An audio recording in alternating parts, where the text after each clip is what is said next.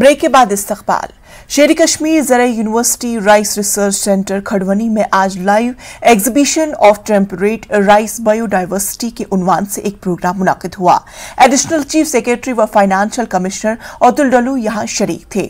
स्कॉस के vice chancellor doctor Nazir Ahmad Ganai, director agriculture Kashmir Iqbal Choudhary, associate director Najib ul Rehman Sofi के अलावा स्कॉट्स खड़वनी के ओहदेदार, साइंसदान और किसान यहां शरीक थे। यहां दान और गुंदम की अकसाम के हवाले से किसानों को जानकारी दी गई, जबकि इस मौके पर मुख्तलिफ स्कीमों के हवाले से किसानों को मावनत भी फराहम की गई। इस मौके पर न्यूज़ 18 J&K के स्पेशल कॉरेस्पॉन्डेंट ज़हूर रिजवी ने अतुल डल्लू से खास बातचीत की। आइए सुनते हैं। आज आप स्कॉस्ट राइस रिसर्च सेंटर जो है खड़वनी आए, स्कॉस्ट के कामकाज के बारे में और उनके रिसर्च के बारे में थोड़ा सा बताइए, और ये बताइए कि क्या डेवलपमेंट्स हैं स्पेशली एग्रीकल्चर में और पैडी में। आज मुझे यहाँ mountain research centre for field crops Khudwani आने का मौका मिला। इनका काम मैंने देखा, डिटेल में डिस्कशन हुआ साइंटिस्ट के साथ। तो ये देखने में मिलता है कि जब से ये सेंटर सेटअप हुआ है पिछले 80 साल पहले, तो तब से जो वैरायटीज़ होती थी, पहले जो वैरायटी होती थी उसका प्रोडक्टिविटी थी 1 टन पर हेक्टेयर। आज जो वैरायटी ये प्रोड्यूस करते हैं उसका 10 टन 8 से 10 टन पर हेक्टेयर होता है। तो प्रोडक्टिविटी में 8 to 10 टाइम्स इंक्रीज़ हुआ है। तो मुझे लगता है कि फूड सिक्योरिटी और न्यूट्रिशनल सिक्योरिटी में एक बहुत ही अहम रोल प्ले किया है इस माउंटेन रिसर्च सेंटर में। 1982 में स्कॉस्ट कश्मीर के सुपरविजन में आया, तो तब से इन्होंने और भी ज़्यादा काम करना शुरू किया और कई तरह की वैरायटीज़ इन्होंने डेवलप की हैं। जो बड़ी पॉपुलर वैरायटी है SR4, जिसको फार्मर्स में जिसकी बड़ी डिमांड है, तो वो यहाँ से ही उसका ब्रीडर सीड मिलता है। तो ब्रीडर सीड फार्मर्स को, ब्रीडर सीड के बाद फाउंडेशन सीड, फिर सर्टिफाइड सीड जो फार्मर्स को मिलता है, तो वो यहीं से उसकी पैदावार होती है। अब ये नई वैरायटीज़ भी डेवलप कर रहे हैं जो कि डिजीज़ रेजिस्टेंट हों। बासमती की वैरायटी है, इस तरीके की वैरायटीज़ फार्मर्स में देंगे जो कि एक better value, better economic value for crops, वो भी फार्मर्स को देंगे।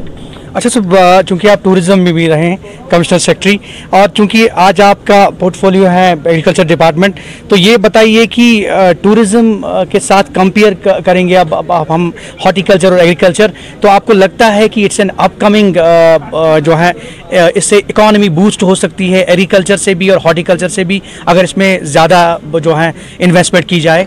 बिल्कुल बिल्कुल हो सकती है। इसमें सिर्फ इन्वेस्टमेंट की ज़रूरत नहीं है। इन्वेस्टमेंट एक चीज़ है जिसकी ज़रूरत है, उसके अलावा हमको चाहिए नॉलेज। सबसे पहले टेक्नोलॉजी, तरह तरह की नई नई टेक्निक्स, नए नए प्लांट मटेरियल, नए नए सीड्स जिसकी प्रोडक्टिविटी ज़्यादा हो। फिर हमको चाहे प्रोसेसिंग जो हम प्रोड्यूस यहाँ करते हैं, हम जम्मू कश्मीर में जो हमारा एग्रीकल्चर प्रोड्यूस है इसका लगभग 3% हम प्रोसेस करते हैं, जबकि नेशनल एवरेज 7% है। अगर हम प्रोसेसिंग को बढ़ाएं तो उससे भी फार्मर की इनकम कई गुना बढ़ सकती है। तो प्रोसेसिंग, टेक्नोलॉजी, R&D और फिर इन्वेस्टमेंट, इन 3 का मेल चाहे तभी जाकर फार्मर की इनकम बढ़ेगी। आखिर पर ये बताइए कि हमारे एग्रीकल्चरिस्ट्स और हॉर्टिकल्चरिस्ट्स के लिए क्या मैसेज है, और गवर्नमेंट ने उनके लिए क्या स्कीमें ऐसी रखी हैं सो दैट कि उसमें थोड़ा और भी वो अपने इजाफा कर सकते हैं? एग्रीकल्चर हॉर्टिकल्चर में कई तरह की स्कीमें सरकार चला रही है, गवर्नमेंट ऑफ इंडिया चला रही है, जिसमें तरह तरह की स्कीमों में इंसेंटिव्स दिए जाते हैं फार्मर्स को। वो वेजिटेबल्स का हो, मशरूम का हो, हनी का हो, बाकी सीरियल्स का हो, ओट्स का हो, मिलेट्स का हो, इसमें तरह तरह के इंसेंटिव्स मिलते हैं।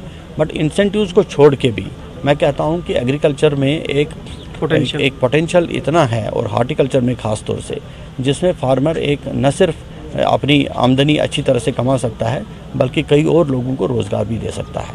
तो मुझे लगता है कि इसमें एक भारत सरकार ने शुरू किया है एग्रीकल्चर इंफ्रास्ट्रक्चर फंड, जिसमें अगर लोग अप्लाई करें, प्राइवेट इन्वेस्टर या फार्मर्स अप्लाई करें, तो उनको उसमें लोन भी मिलता है, जिसमें 3% का सबसे इंटरेस्ट सबवेंशन भी अवेलेबल है। अगर उसको भी यूज़ करें तो वो इंफ्रास्ट्रक्चर डेवलप कर सकते हैं, पोस्ट हार्वेस्ट मैनेजमेंट कर सकते हैं, प्रोसेसिंग कर सकते हैं, जिससे उनकी इनकम और भी बढ़ सकती है। बहुत बहुत शुक्रिया आपका। तो ये थे financial commissioner additional chief secretary Shri Atul Dulloo ji, और इनका ये कहना है कि एग्रीकल्चर और हॉर्टिकल्चर में काफ़ी पोटेंशियल है और किसानों को आगे आना चाहिए, और जो ज़रई शोबा है उसमें इनकलाबी इक़दामात हुकूमत भी उठा रही है। ज़हूर रिजवी, News 18 J&K।